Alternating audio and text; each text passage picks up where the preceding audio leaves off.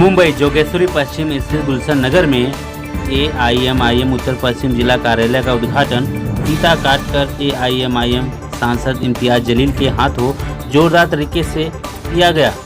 इस अवसर पर सांसद इम्तियाज जलील, AIMIM विधायक अहमद बलाला, AIMIM मुंबई अध्यक्ष फयाज अहमद खान, AIMIM उत्तर पश्चिम जिला अध्यक्ष फब्बाज मेमन, शब्बीर मेमन व तमाम कार्यकर्ता पदाधिकारी इस मौके पर मौजूद थे। आपको बता दूं कि सांसद इम्तियाज जलील ने मीडिया को संबोधित करते हुए कहा है कि MIM आने वाले दिनों में चाहे वो BMC का चुनाव हो या विधानसभा का, मजबूती के साथ मैदान में उतरेगी। वहीं इम्तियाज जलील ने क्या कुछ कहा है, आइए आपको सुनवाते हैं।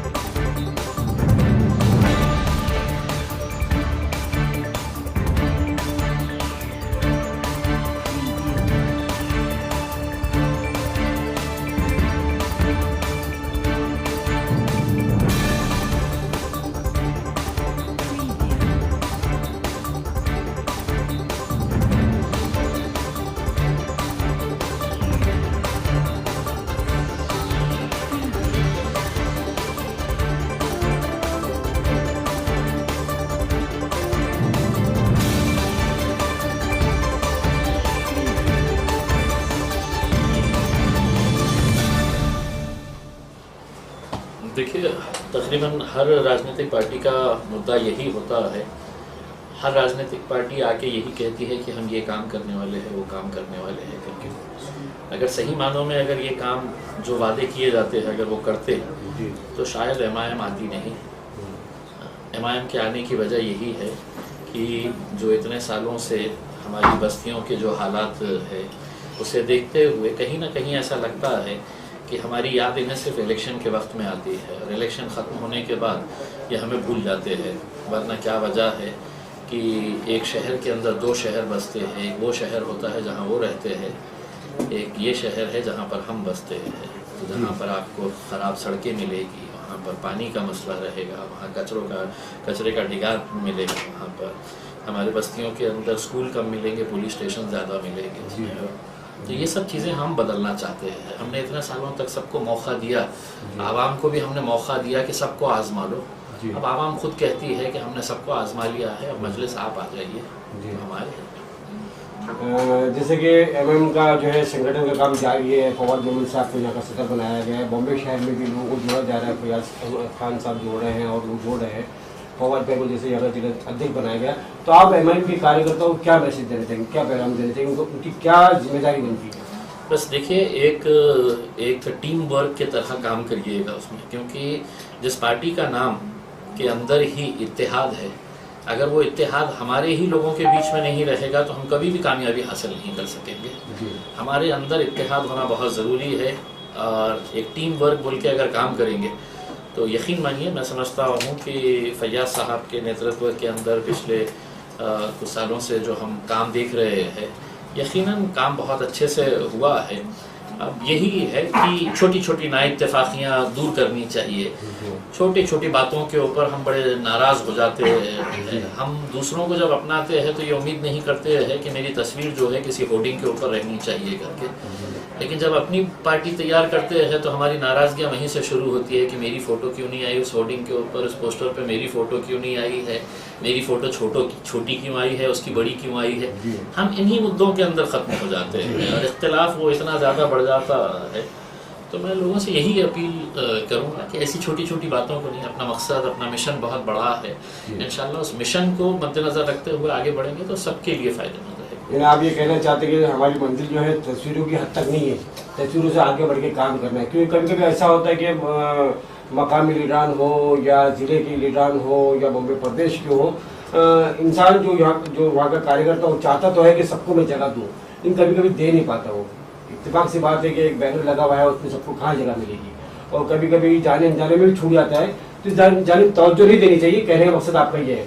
मैं सर आता हूँ आप उस सवाल की तरफ कि जहाँ पर आप महाराष्ट्र में नुमाइंदगी कर रहे थे, और महाराष्ट्र के अंदर जो है वक्फ बोर्ड का जो है बहुत बड़ा मसला है। औकाफ की ज़मीनें आज भी हमारे बहुत सारे लीडर, बहुत सारे मिनिस्टर जो है औकाफ की जिम्मेदारी पे आए, चाहे वो नसीम खान साहब हो, चाहे इस वक्त जो है नवाब मलिक हो।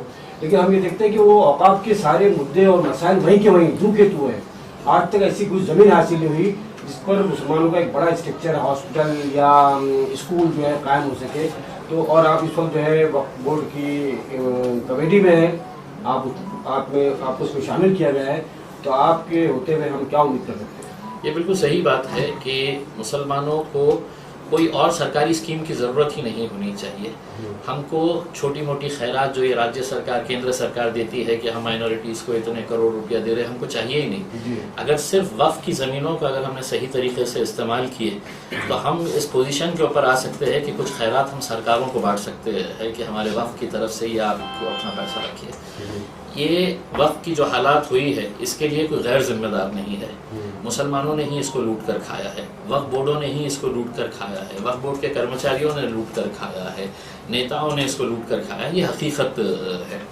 मैं आपको इतना यकीन दिलाना चाहता हूँ कि मैं अब वक्फ बोर्ड के अंदर आया हूँ और मैंने एक लक्ष्य लेकर आया हूँ कि जिन्होंने भी ये समझा है, चाहे वो मुतवल्ली साहब हो या कोई कमेटी के मेंबर्स हो, ट्रस्ट के मेंबर्स हो, जिन्होंने ये समझा था कि वक्फ की ज़मीन मेरी है, मेरी जागीर है, मैं किसी को भी बेच सकता हूँ और ये बेचा गया है करके, इस ताल्लुक से हमने पहला केस रजिस्टर कराया थाने के बालापुर के अंदर। अच्छा। और मेरे ही पूरा फॉलो अप करने के बाद ये मामले का FIR रजिस्टर हुआ बालापुर के अंदर, जहां एक मस्जिद के ट्रस्ट की ज़मीन जो थी वो किसी एक डॉक्टर को बेची गई थी।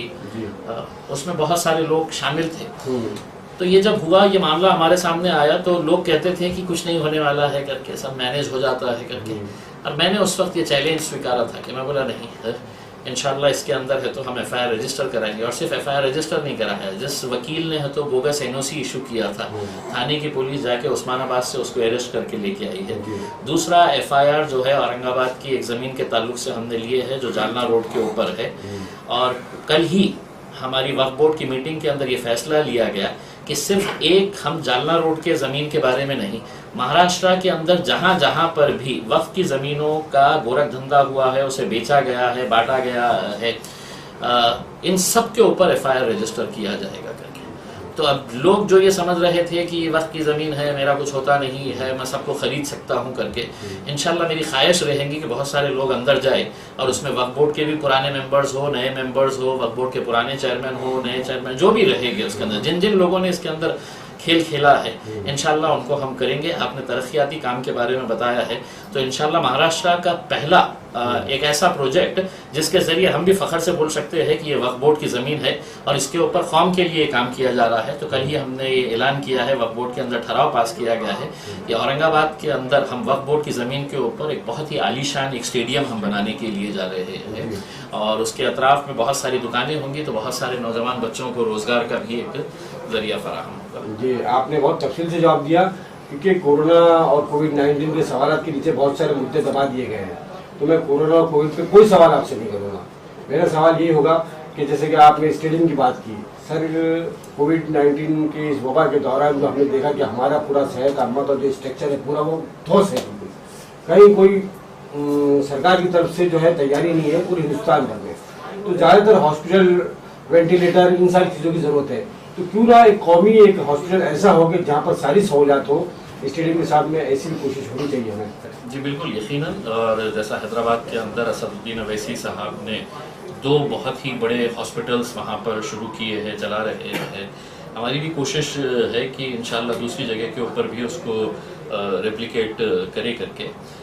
ये सही बात है कि कोरोना के नाम के ऊपर जो मामलों को दबा दिया जा रहा है, छुपा दिया जा रहा है, लोग इतनी परेशानियों का सामना कर रहे हैं, लेकिन मैं और आप अगर मरे तो कोई बहुत बड़ी खबर नहीं बनेगी उसके अंदर, क्योंकि हम आम लोग हैं और आम लोग पैदा ही हुए हैं मरने के लिए। उसमें जब सरकारें अस्पतालों के ऊपर पैसा खर्च नहीं करेगी, वेंटिलेटर्स पे नहीं करेगी, ऑक्सीजन के ऊपर नहीं करेगी, बेड्स के ऊपर नहीं करेंगी, डॉक्टर्स का अपॉइंटमेंट नहीं करेगी और 5000 करोड़ रुपए का एक पुतला गुजरात के अंदर अगर बना देगी और ये कहेगी कि ये हमारा विकास है, तो कहीं ना कहीं लोगों को भी आवाज़ उठाने की ज़रूरत है।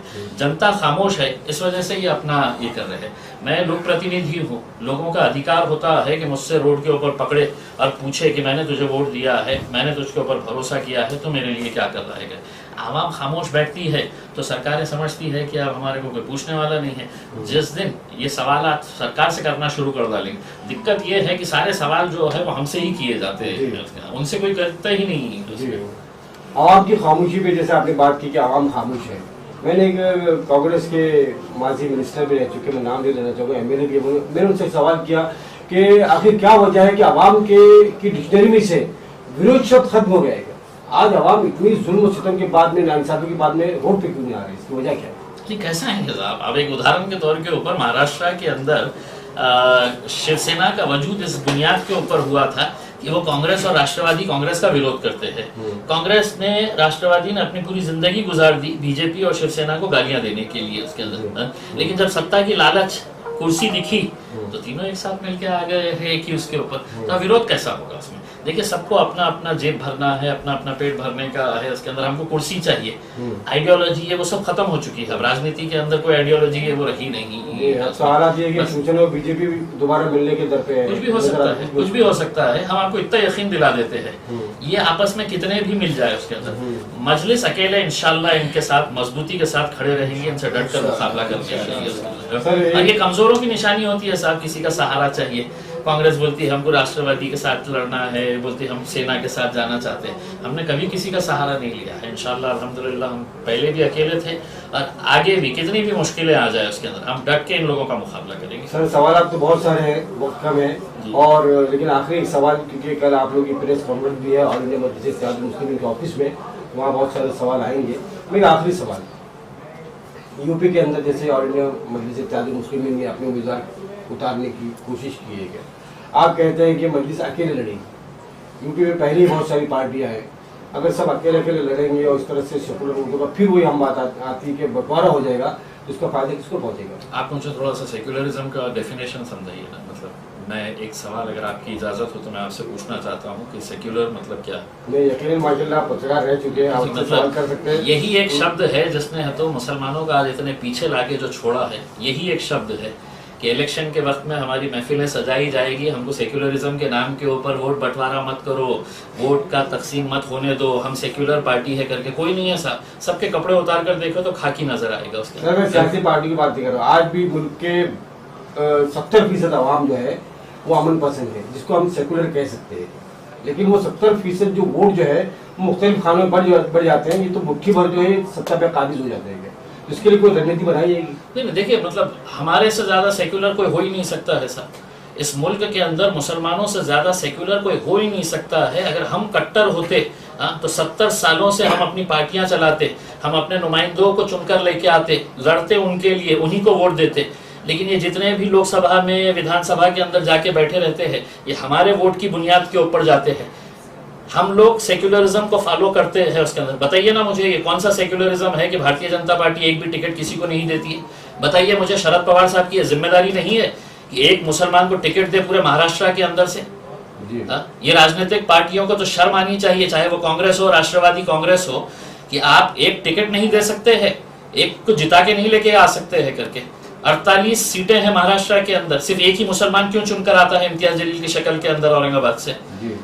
क्या हमारे से वोटर लेने का आपने ठेका लेके रखे हुए है? आपकी जागीर है ये? इनकी सेकुलरिज्म की निशानी तो सर ये है कि यूपी में जिस तरह से मौलाना उमर गौतम को असद अवैसी क्यों नहीं बोल रहे हैं? असद अवैसी ने बोलना चाहिए ना करके।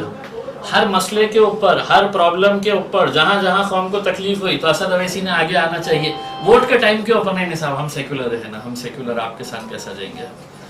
तो ये अब खेल बंद करिएगा उसमें। लोग भी अब होशियार हो गए हैं और अल्हम्दुलिल्लाह आज जोगेश्वरी के अंदर आने के बाद एक यकीन हो गया है कि अब लोगों को भी समझ में आ गया है कि सेक्युलरिज्म का मतलब क्या होता है। अब कुछ भी हो जाए वो मजलिस के साथ ही रहना। सरकार के जुल्म पे सर मैं जानना चाहूँगा आपसे कि मौलाना उमर गौतम या मौलाना जहांगीर कासमी या और उन्ना कराम या मुसलमानों पे जो जुल्म हो रहा है, ये इस तरह से उनको कैद किया जा रहा है, इस पर आप क्या करें? देखिए, ये मतलब आज हो रहा है ऐसी बात नहीं है। आप महज 2 नाम गिना रहे हैं, 3 नाम गिना रहे हैं, ऐसी बात नहीं है। मतलब अखलाक से लेके, पहलू खान से लेके, जितने भी नौजवान बच्चों को हमारा सड़क के ऊपर कत्लेआम किया जा रहा है लिंचिंग के नाम के ऊपर, ये हम देख रहे हैं। हम सब टीवी के अंदर देख रहे हैं, लेकिन हमारा खून नहीं खौल रहा है इसमें। हम सिर्फ उसको है तो रात में मोबाइल के ऊपर देखते हैं, अफसोस जताते हैं, थोड़ा सा गुस्सा दिखाते हैं और खत्म हो जाती है बात उसमें।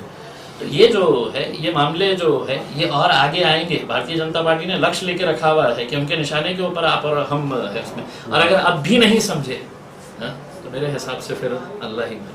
बहुत बहुत शुक्रिया इम्तियाज जलील साहब, प्रेस से बात करने के लिए बहुत शुक्रिया।